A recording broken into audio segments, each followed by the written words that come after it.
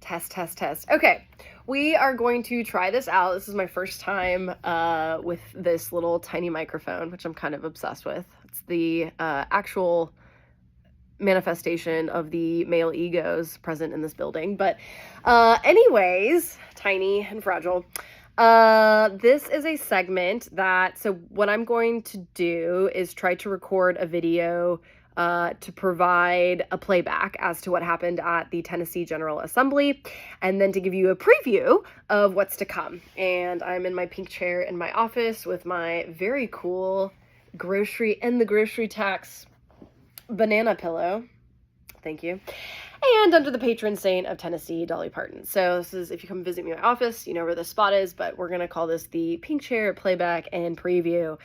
So, and I will upload this video to my Substack, the section entitled Legislature. So I will not bombard you with these videos, but if you want a preview and playback of the TGA, 114th Tennessee General Assembly, then that is where you will find this segment.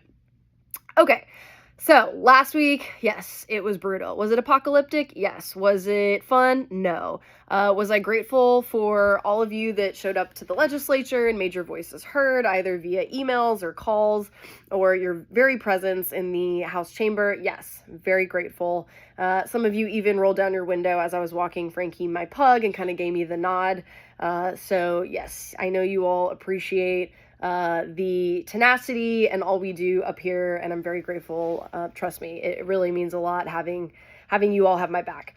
So last week we passed vouchers. We passed a comprehensive immigration bill that has been propagated by the Republican Governors Association. I'll get into that in a little bit. And then the third part was disaster relief. So vouchers. Yeah, unfortunately, it's turtles all the way down. So vouchers passed. There are pretend guardrails, but they're not really. They're manufactured and they're not real. Unfortunately, a lot of the rural legislators were sold a bit of lies in terms of the financial support that would come to their district as a result of this bill. As we've seen from Arizona, which implemented a voucher program, it has cut I think almost $1 billion hole in their budget. So we've officially reached the FAFO phase of Tennessee state politics when it comes to public education. So what you all can do, the governor still has to sign it. We know this is his pride and joy. But there are a lot of pissed off school board members across the state, especially in rural communities. And as we know, 2026 is coming up. So this is a big organizing opportunity. I think we're going to see, especially as the facade dissolves and fractures in terms of, everything's fine in this state, we're financially sound, everything is okay, which is all you hear up here. That is not going to be the case next year and in the subsequent years. So there will be organizing opportunities across the state to either oust some of these legislators that voted for the voucher scam, but also to radicalize teachers and school administration in the process. So thank you for all your advocacy.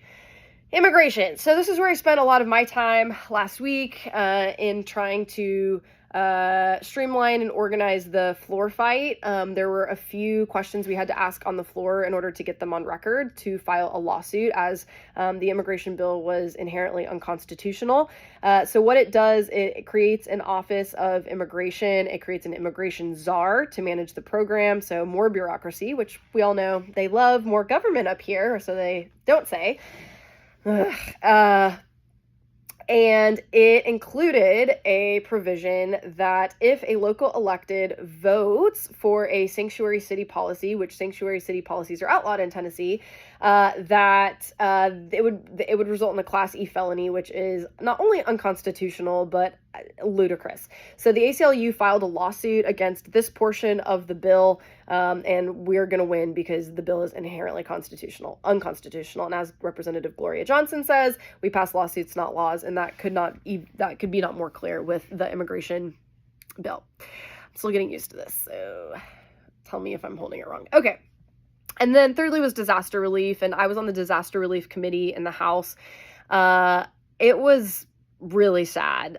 There were county mayors that came up from upper Northeast Tennessee and, sobbing in front of us as to the lack of financial support that they have and these budgets that they're facing. And unfortunately, as we know with climate change, it's just going to get worse. I think what I heard was that this was an act of God, and kind of the religious undertone. But as we know that a lot of these places, as soon as they're rebuilt, they'll just be gone again, unfortunately, especially if they're in the path, a floodplain, for example. So, and it was a hard pill to swallow. And a lot of the time, this is what happens at the General Assembly is they will package and couple and marry different bills to get what they want. And that's exactly what they did in terms of passing vouchers with disaster relief and putting immigration on top as a cherry in their xenophobic sundae. So what's coming this week? Committees start. The Senate is not here. Apparently they needed a break. It was a little too much energy last week for them. No offense to all the senators out there. Love you. But this week, committees start. I'm on agriculture and transportation, which will be two really important committees this session, particularly because we're facing a bit like billions backlog in infrastructure projects. There's no money. As you all know, we have stagnant revenues because we've eroded the corporate tax base. And instead of ensuring that profitable companies pay what they owe in taxes, we're just going to either increase sales tax, which they love to do, or maneuver some things around, or steal from the general fund, which they also love to do.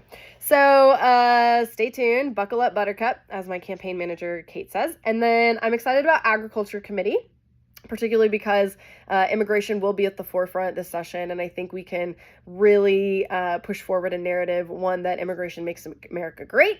And that is important for our groceries, keeping grocery prices down, but also that it's really important for our labor and workforce.